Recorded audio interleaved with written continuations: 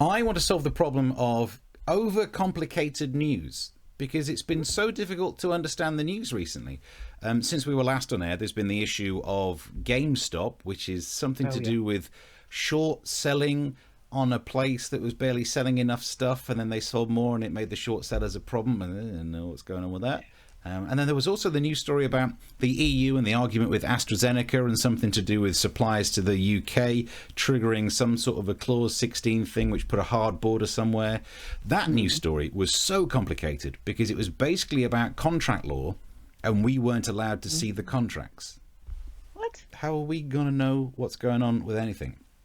I've watched so many of the videos trying to explain the GameStop thing, what short selling and all that stuff is. And look, I don't think they made it any clearer. So what I'd like to do is a new feature. Steve makes things simple. Hey. And for that, I'm going to be joined on the screen by an expert. Hello. Hello, Steve.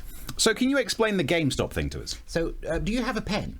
Yes, got it here. So, imagine I asked to borrow your pen and promised to pay you £5 interest on its return.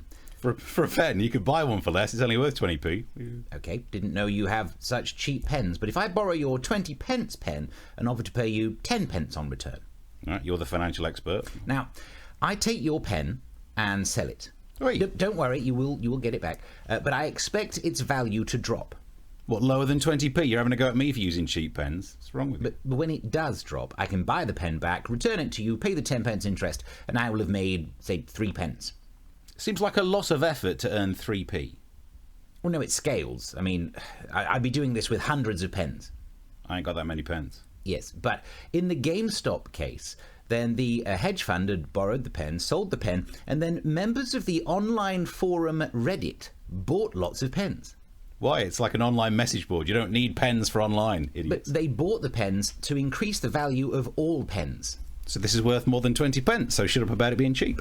Yes, but now this means that the investors have to spend more money to buy back the pens and pay the interest to return it to you. It cost them a lot. Well, they could just say they lost it because it's just a pen. I don't mind. But there's a contract that has to be fulfilled. Where will the pens come from? I know this one. Not the EU, because they're closing the borders.